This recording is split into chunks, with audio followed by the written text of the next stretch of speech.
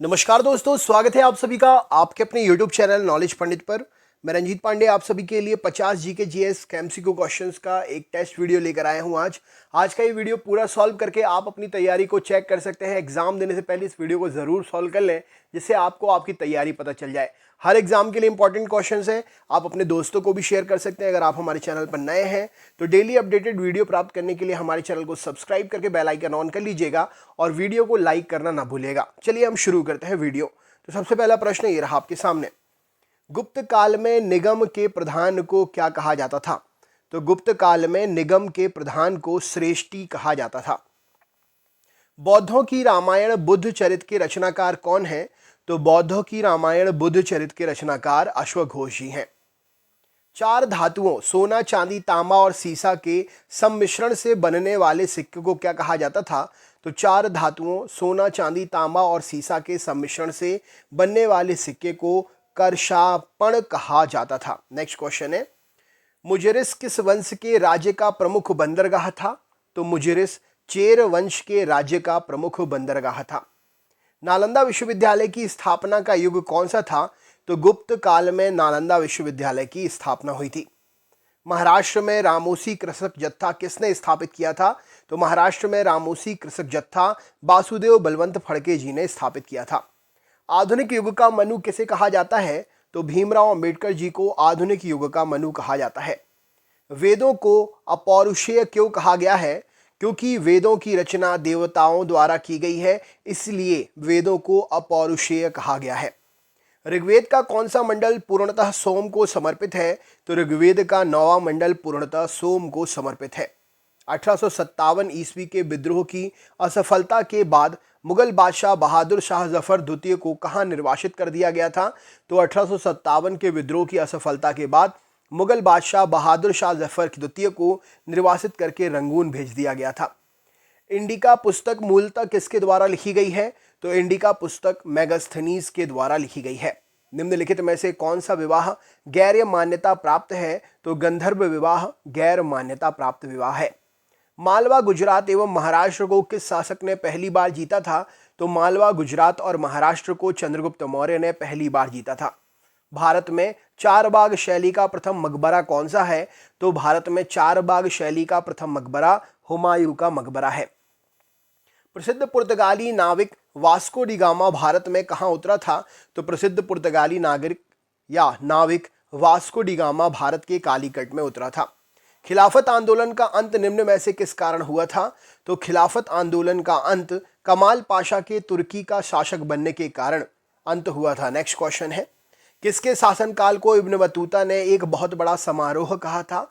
तो कैकुबाद के शासन को इब्न बतूता ने एक बहुत बड़ा समारोह कहा था। सल्तनत काल में हक ए शर्ब क्या था? तो सल्तनत काल में हक ए शर्ब सिंचाई कर को कहा जाता था। भारत में डच शक्ति का केंद्र बिंदु क्या था? तो भारत में डच शक्ति का केंद्र बिंदु गैल्ड्रिया था। नेक्स्ट क्वेश्चन है, फ्रांसीसियों की प्रथम कोठी 1668 ईस्वी में कहां स्थापित हुई थी? तो फ्रांसीसियों की प्रथम कोठी 1668 में सूरत में स्थापित हुई थी।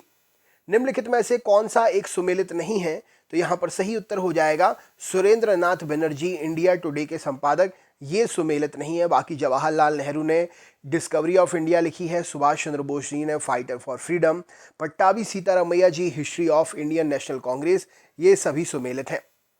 हम्बुराबी के नियम किस सभ्यता के थे? तो बेबीलोन की सभ्यता के नियम थे हम्बुराबी के नियम। बेबीलोन की सभ्यता के नियम हम्बुराबी के सभ्यता से संबंधित है। नेक्स्ट क्वेश्चन है, औरंगजेब ने जजिया पुनः किस वर्ष में लगाया था? तो औरंगजेब ने 1679 में औरंगजेब ने जजिया पुनः लगाया था।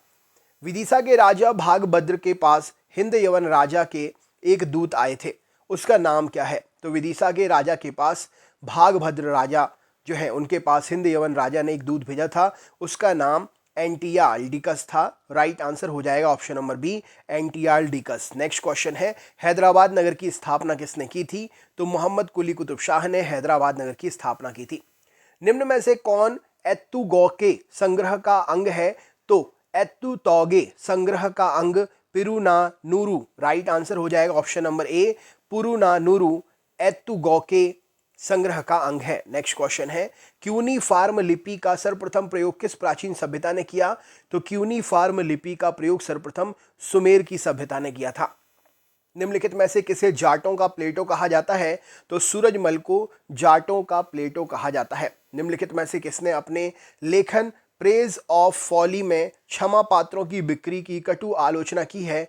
तो अपने लेख इरास्मस ने अपने लेख फ्रेज ऑफ फॉली में क्षमा पात्रों की बिक्री की कटु आलोचना की है। निम्नलिखित में से कौन सा सूबा मुगल बादशाह जहांगीर के काल में बना था? तो सिंध सूबा मुगल बादशाह जहांगीर के काल में बना था। भारत में चिश्ती सूफियों ने विलायत नामक संस्था विकसित की, जिसका उद्देश्य निम्नलिखित में से किससे था? तो भारत में चिश्ती सूफियों ने विलायत नामक एक संस्था विकसित की, जिसका मुख्य उद्देश्य राज्य नियंत्रण से मुक्त आध्यात्मिक क्षेत्र से था। दांडी यात्रा के साथ निम्नलिखित में से क्या प्रारंभ हो गया? तो दांडी यात्रा के साथ सविनय अवज्ञा आंदोलन प्रारंभ हुआ। निम्नलिखित में से कौन सी प्रथा चतुष्टय वेदोत्तर काल में प्रचलित हुई? तो ब्राह्मण, क्षत्रिय, वैश्य और शूद्र ये प्रथा चतुष्टय वेदोत्तर काल में प्रचलित हुई थी। भारतीय स्वतंत्रता संग्राम के दौरान रोलेट एक्ट ने किस कारण से सार्वजनिक रोष उत्पन्न किया था? तो इसने लोगों को बिना मुकदमा चलाए जेल भेजने के लिए अधिकृत किया। ऑप्शन नंबर सी यहाँ पर सही उत्तर हो जाएगा।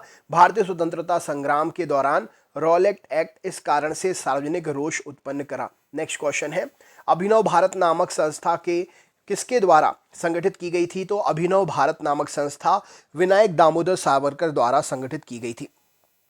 निम्नलिखित में से कौन सा युग्म सुमेलित है? तो यहाँ पर ऑप्शन नंबर वांडीवाश का युद्ध फ्रांसीसी विरुद्ध ईस्ट इंडिया कंपनी, ये युग्म सुमेलित है, सही उत्तर हो जाएगा।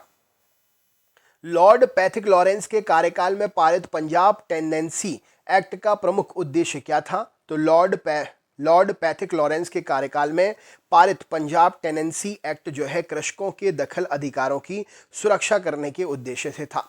निम्नलिखित में से किस एक राजपूत राजवंश द्वारा अपना उद्गम मिथकीय अग्निकुल से नहीं जोड़ा गया? तो राजपूत वंश चंदेल राजाओं द्वारा अपना उद्गम मिथकीय अग्निकुल से नहीं जोड़ा गया था। निम्नलिखित में से किसने विश्वविख्यात गायत्री मंत्र अंतर्विष्ट है? इनमें से किसमें गायत्री मंत्र अंतर्विष्ट है? तो ऋग्वेद में गायत्री मंत्र अंतर्विष्ट है। निम्नलिखित में से कौन सा एक युग्म सही सुमेलित नहीं है? तो मालविकाग्निमित्रम, जीवन चरित, ये ऑप्शन सही सुमेलित नहीं है। बाकी मालती माधव, माधव नाटक, पंचतंत्र दंत कथा है और पंच सिद्धांतिक खगोल शास्त्र संबंधित है, राइट आंसर हो जाएगा। हड़प्पा कालीन सभ्यता मुख्यतः निम्न में से किन प्रदेशों में केंद्रीय भूत थी? तो पंजाब, राजस्थान और गुजरात में हड़प्पा कालीन सभ्यता केंद्रीय भूत थी।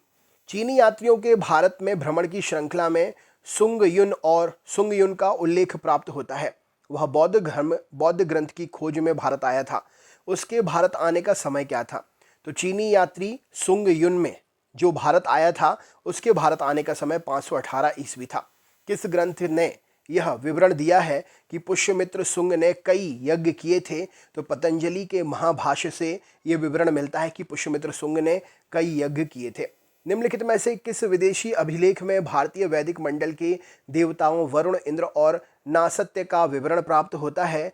तो विदेशी अभिलेख एशिया के माइनर में बोगास कोई अभिलेख, एशिया माइनर के बोगास कोई अभिलेख से हमें ये पता चलता है कि भारतीय वैदिक मंडल के देवता वरुण, इंद्र और नासत्य के विवरण से हमें उनकी जानकारी मिलती है। निम्नलिखित कथनों में से असत्य कथन कौन सा है? तो यहाँ पर सही उत्तर हो जाएगा option number D, Nandi Varman द्वितीय ने भारतीय संस्कृति के प्रचार में अनिच्छा प्रदर्शित की थी, ये असत्य कथन है। नेक्स्ट क्वेश्चन देखते हैं, मराठों से पूर्व गुरिल्ला युद्ध पद्धति का प्रयोग किसने किया था? तो मलिक अंबर ने मराठों से पूर्व गुरिल्ला युद्ध पद्धति का प्रयोग किया था। हुमायूं के मकबरे एवं खान खाना के मकबरे की वास्तुकला से प्रेरित होने वाला ताजमहल का वास्तुकार कौन था? तो ताजमहल का वास्तुकार उस्ताद ईसा था, जो हुमायूं के मकबरे और खान खाना के मकबरे के वास्तुकला से प्रेरित हुआ था। करोड़ी नामक एक नए अधिकारी की नियुक्ति किस मुगल शासक ने की थी? तो करोड़ी नामक नए अधिकारी की नियुक्ति अकबर ने की थी। मुस्लिम शासन के दौरान दिल्ली के सिंहासन पर अधिकार करने वाला एकमात्र हिंदू कौन था? तो हेमू मुस्लिम शासन के दौरान दिल्ली पर सिंहासन पर अधिकार करने वाला एकमात्र हिंदू शासक था। 1 अगस्त 1920 को कौन सा आंदोलन महात्मा गांधी द्वारा प्रारंभ किया गया? तो असहयोग आंदोलन 1 अगस्त 1920 को महात्मा गांधी जी के द्वारा प्रारंभ हुआ था। तो दोस्तों ये थे 50 जीके के क्वेश्चंस। वीडियो कैसा लगा कमेंट करके ज़रूर बताएं। चैनल पर नए हैं तो नेक्स्ट वीडियो देखने के लिए सब्सक्राइब करके बेल आइकन ऑन ज़रूर कर लीजिएगा, और वीडियो अच्छा लगा हो तो लाइक करना ना भूलिएगा। मिलते हैं नेक्स्ट टॉपिक के साथ नेक्स्ट वीडियो में। बहुत बहुत धन्यवाद। नमस्कार दोस्तों, स्वागत है आप सभी का आपके अपने YouTube चैनल नॉलेज पंडित पर। मैं रंजीत पांडे आप सभी के लिए यहाँ पर 100 जीके वन लाइनर का क्वेश्चन वीडियो लेकर आया हूँ। इसमें आपके लिए स्पीड में 100 प्रश्न कराए जाएंगे और ये हर एग्जाम के लिए इंपॉर्टेंट है। मास्टर वीडियो है। आप अगर किसी भी एग्जाम की तैयारी कर रहे हैं, एग्जाम देने से पहले इन क्वेश्चन को एक बार रिवाइज के रूप में देख लीजिए, नए प्रश्नों के रूप में देख लीजिए, देख जरूर लीजिएगा, क्योंकि आपके एग्जाम में सीधे सीधे आपको स्क्रीन पर देखने को मिलेंगे। तो चलिए हम शुरू करते हैं। वीडियो 100% इंपॉर्टेंट है हर एग्जाम के लिए। अगर आप हमारे चैनल पर नए हैं तो हर वीडियो को प्राप्त करने के लिए सब्सक्राइब करके बेल आइकन को ऑल पर सेट कर लीजिएगा, जिससे नोटिफिकेशन आपको जरूर मिल जाए। चलिए शुरू करते हैं। तो सबसे पहला अभी प्रश्न ये है, किसके काल में बोर्ड ऑफ रेवेन्यू की स्थापना हुई थी? तो हेस्टिंग के कार्यकाल में बोर्ड ऑफ रेवेन्यू की स्थापना हुई थी। किस अंग्रेज को प्रशासनिक सेवा का जनक कहा जाता है? तो कॉर्नवालिस को प्रशासनिक सेवा का जनक कहा जाता है। कलकत्ता में स्थित फोर्ट विलियम कॉलेज की स्थापना किसने की थी? तो फोर्ट विलियम कॉलेज की स्थापना लॉर्ड वेलेजली ने की थी। टेंसी एक्ट या काश्तकारी अधिनियम कब लागू हुआ था? तो काश्तकारी अधिनियम 1822 में लागू हुआ था। बैरकपुर में सैन्य विद्रोह कब आरंभ हुआ था? तो 1824 में बैरकपुर में सैन्य विद्रोह शुरू हुआ था। किस गवर्नर जनरल का कार्यकाल शिक्षा सुधारों के लिए माना जाता है? तो विलियम बेंटिंग का कार्यकाल शिक्षा सुधारों के लिए माना जाता है। कलकत्ता मेडिकल कॉलेज की स्थापना कब और किसने की थी? तो 1835 में विलियम बेंटिंग ने कलकत्ता मेडिकल कॉलेज की स्थापना की थी। बालिका हत्या पर प्रतिबंध कब लगाया गया? तो 1830 में बालिका हत्या पर प्रतिबंध लगाया गया। भारतीय प्रेस का मुक्तिदाता किसे कहते हैं? तो लॉर्ड चार्ल्स मैडकॉफ को भारतीय प्रेस का मुक्तिदाता कहते हैं। इनाम कमीशन की स्थापना किसने की? तो लॉर्ड डलहौजी ने इनाम कमीशन की स्थापना की। किस कर व्यवस्था के अंतर्गत किसानों से उपज का 50% वसूला जाता था? तो रैयतवाड़ी व्यवस्था के अंतर्गत किसानों से उपज का 50% वसूला जाता था। नरबली प्रथा का अंत किस गवर्नर जनरल के कार्यकाल में हुआ?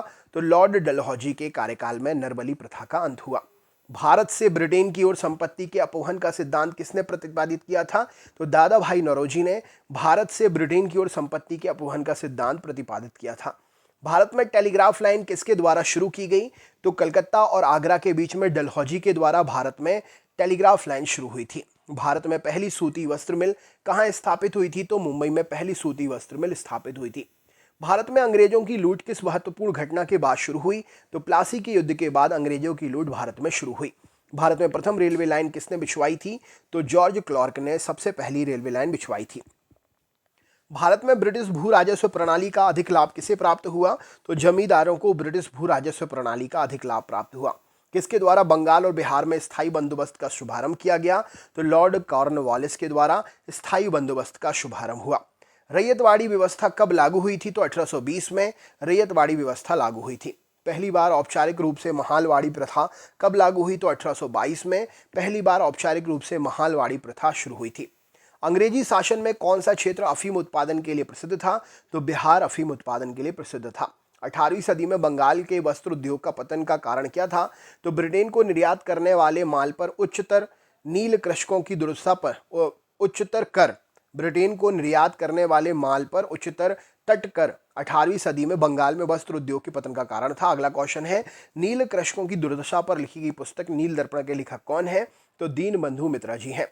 अंग्रेजों द्वारा प्रथम कहवा बागान कहां पर लगाया गया था? तो वायनाड जनपद में पहला कहवा बागान लगाया गया था। भारत में अंग्रेजों के समय प्रथम जनगणना किसके कार्यकाल में हुई? तो लॉर्ड मेयो के कार्यकाल में हुई थी। टॉमस मुनरो किस भूराजस्व बंदोबस्त से संबंधित है? तो रैयतवाड़ी बंदोबस्त से संबंधित है। स्थायी बंदोबस्त के तहत जमींदारों को पूरे राजस्व का कितना प्रतिशत राज्य को देना तय हुआ था? तो 89% राज्य को देना तय हुआ था। भारत में भारतीयों द्वारा 1881 में स्थापित तथा उनके प्रबंध में चलने वाले समिति देयता का प्रथम बैंक कौन सा था? तो अवध कमर्शियल बैंक पहला बैंक था। अंग्रेजों द्वारा पहली बार स्थायी बंदोबस्त कहां पर शुरू हुआ था? तो मद्रास प्रेसिडेंसी और मुंबई प्रेसिडेंसी में स्थायी बंदोबस्त शुरू हुआ था पहली बार। भारत में इस्पात का उत्पादन सर्वप्रथम कब शुरू हुआ? तो 1913 में शुरू हुआ। रेल विभाग के लिए पृथक रूप से रेल बजट कब आरंभ हुआ था? तो 1924 में आरंभ हुआ था। भारत में विकेंद्रीकरण का शुभारंभ किसके समय में हुआ था? तो लॉर्ड मेयो के समय में हुआ था। भारत और इंग्लैंड में आर्थिक हित प्रत्येक क्षेत्र में टकराते हैं, ये कथन किसने कहा था? तो जवाहरलाल नेहरू का ये कथन है। Poverty and un British rule in India के लेखक कौन है? तो दादा भाई नौरोजी जी हैं। भारत में आधुनिक उद्योगों की स्थापना प्रारंभ कब हुई? तो 1850 में हुई। भारत में रेलवे की स्थापना को आधुनिक उद्योगों की अग्रदूत जननी की संज्ञा किसने दी? तो कार्ल मार्क्स ने अग्रदूत की ये जननी की संज्ञा दी। भारत में पहली पटसन मिल कहाँ स्थापित हुई थी? तो शिशरा बंगाल में पहली पटसन मिल स्थापित हुई थी। सर्वप्रथम लोहा इस्पात उद्योग की स्थापना कहाँ हुई? तो बिहार में हुई थी।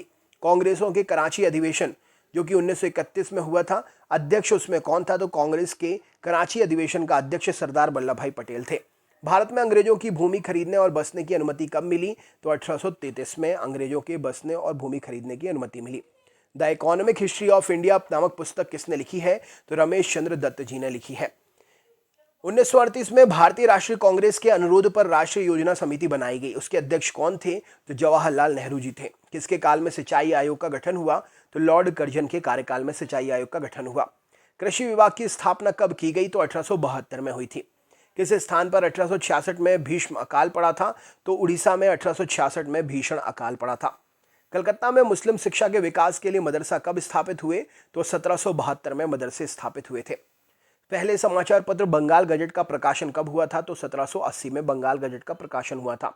गीता का अंग्रेजी में अनुवाद किसने किया था? तो विलियम विल्किंस ने अंग्रेजी में अनुवाद किया था। बिजली संचालित तार सेवा पहली बार कहाँ आरंभ हुई थी? तो कलकत्ता और आगरा के मध्य आरंभ हुई थी। बनारस संस्कृत विश्वविद्यालय के संस्थापक कौन थे?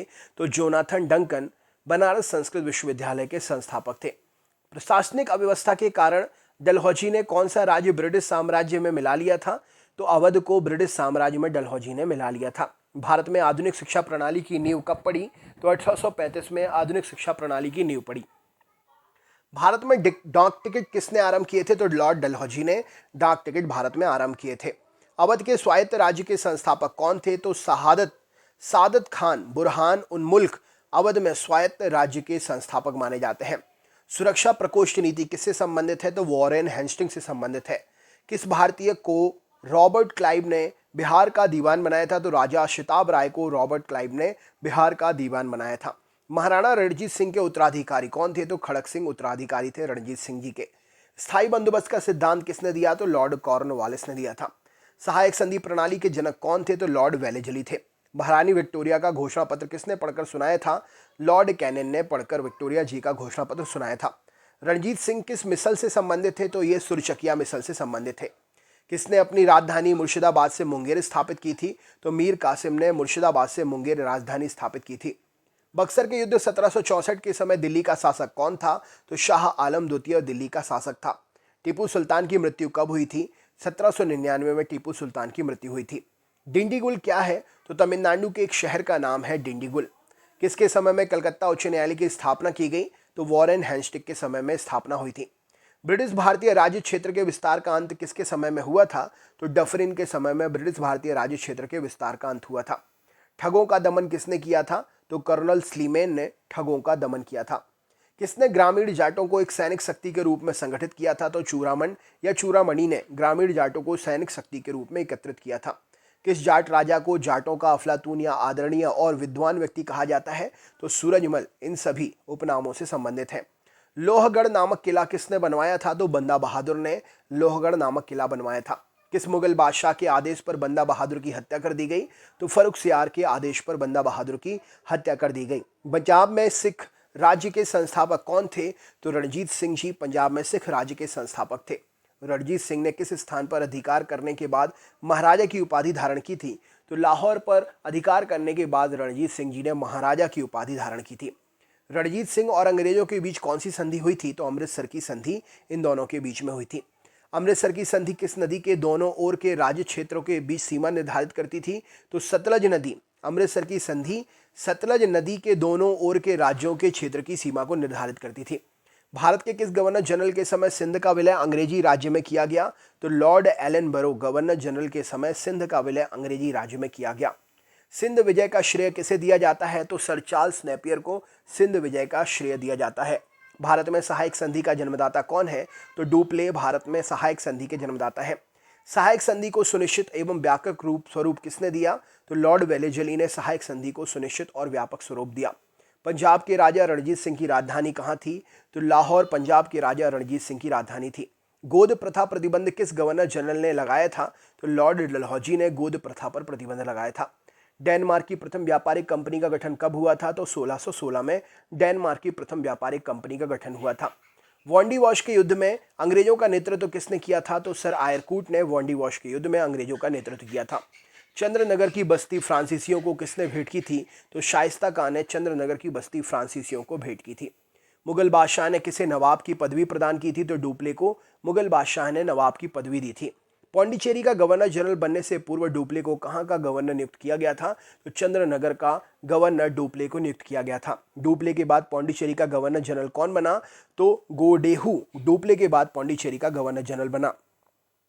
पुर्तगालियों ने गोवा पर अधिकार कब किया था? तो 1510 में पुर्तगालियों ने गोवा पर अधिकार किया था।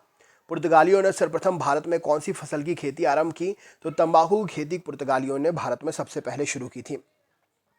किसके शासनकाल में अंग्रेजों ने दिल्ली पर कब्जा किया था? तो शाह आलम द्वितीय के शासनकाल में अंग्रेजों ने दिल्ली पर कब्जा किया था। मुंशी शिवगांव की संधि किस युद्ध के पश्चात हुई थी? तो पालखेड़ा के युद्ध के बाद मुंशी शिवगांव की संधि हुई थी। संगोला की संधि कब हुई थी? तो 1750 में संगोला की संधि हुई थी। इलाहाबाद की संधि कब हुई थी? तो 1765 में इलाहाबाद की संधि हुई थी। ईस्ट इंडिया कंपनी को मान्यता कब मिली थी? 1600 ईस्वी में ईस्ट इंडिया कंपनी को मान्यता मिली थी। पौंडीचेरी की स्थापना कब हुई? तो 1674 में पौंडीचेरी की स्थापना हुई थी। पौंडीचेरी की स्थापना किसने की थी? तो फ्रांसिस मार्टिन ने पौंडीचेरी की स्थापना की थी। अंग्रेजों ने पौंडीचेरी को फ्रांसीसियों से कब छीन लिया था? तो 1761 में अंग्रेजों ने पौंडीचेरी को फ्रांसीसियों से छीन लिया था। रॉबर्ट क्लाइव का उत्तराधिकारी कौन था? तो वॉरेन हेस्टिंग रॉबर्ट क्लाइव का उत्तराधिकारी था। भारत का गवर्नर जनरल कौन था?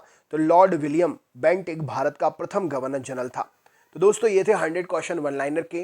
कैसा लगा वीडियो कमेंट करके जरूर बताएं। चैनल पर नए हैं तो सब्सक्राइब करना ना भूलें। बेल आइकन को ऑल पर नोटिफिकेशन सेट कर दीजिएगा जिससे हर वीडियो का नोटिफिकेशन मिल सके। और प्लीज़ लाइक करना ना भूलें, लाइक ज़रूर करें। मिलते हैं नेक्स्ट टॉपिक में नेक्स्ट वीडियो में। बहुत बहुत धन्यवाद।